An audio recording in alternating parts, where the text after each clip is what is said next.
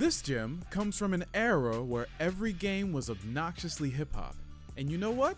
That was perfectly fine. You can say I've been on an early 2000s kick lately. This game places you in the shoes of an inspiring fighter, random good Samaritan, complete psychopath, who takes it upon himself to save this a-hole D-Mob. Of course, at the time I didn't own a PS2, so I wasn't aware of the events that transpired, or who D-Mob was as a character. Oh boy. Last time, I took your precious little bitch and made her mine. Now there's nothing left to take, so I'm just going to kill you. Go to hell, D-Mob! I am not yours to own. I'll kill you both then.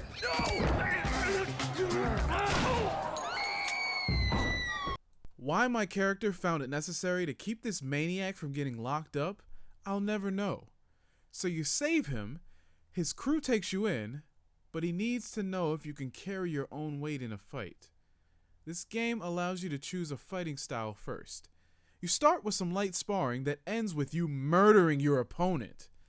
And D-Mob gives you some money to buy some clothes or jewelry and set you up with an apartment to start your career in an illegal, underground fighting circuit. It's got potential. There are two crews.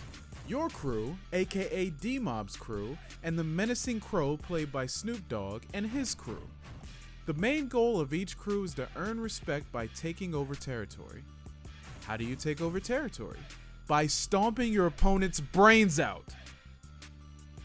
As simple as the story is, it is executed very well with its fair share of twists and turns. There's betrayal, sabotage, and some characters even die.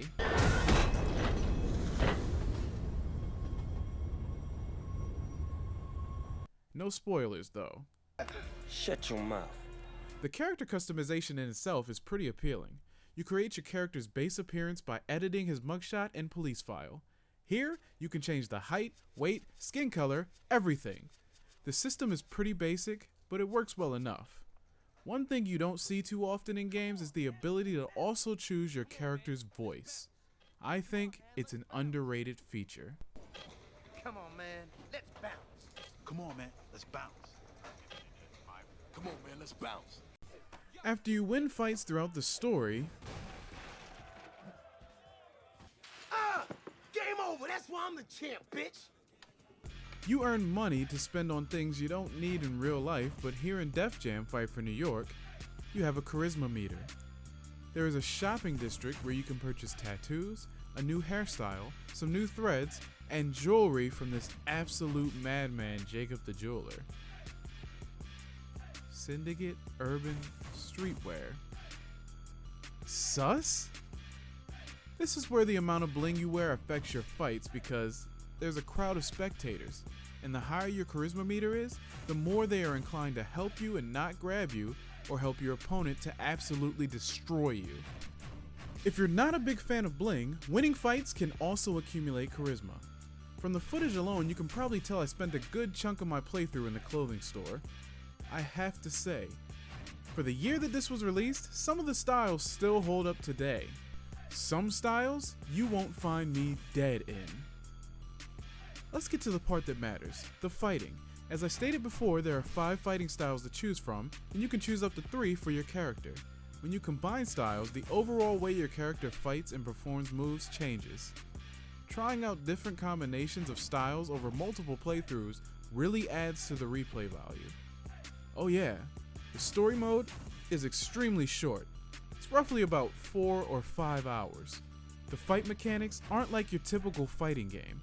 Instead of getting a knockout from depleting your opponent's health, you have to perform specific, hard-hitting attacks to take them down. This can be achieved once their health turns red. This is where I recommend starting with street fighting, kickboxing, or wrestling styles because you have a button to modify your light attacks into heavy ones. They make for easy finishers if you're just starting to get the hang of things. You can also slam your opponent into the wall or other parts of the environment. You can smash weapons over their head as well. Time to get ready. Yes. The best way to knock someone out is to use your special ability. It always makes for some flashy and quirky finishers. Is this it?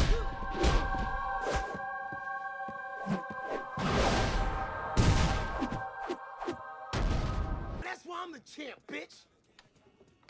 There are a decent amount of modes, but most of them are unique ways of pounding your opponent's head in.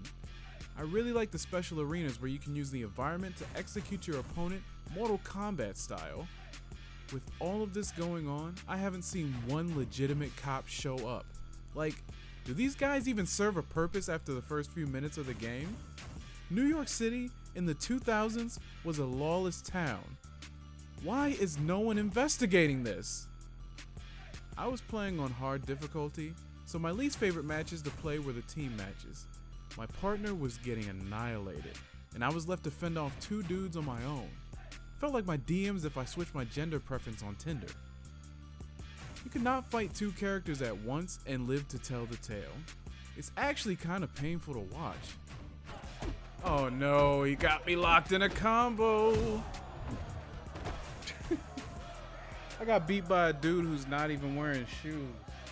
There's also a mode where you try to absolutely demolish your opponent's vehicle, but chances are he'll suffer brain damage long before anybody's car gets totaled.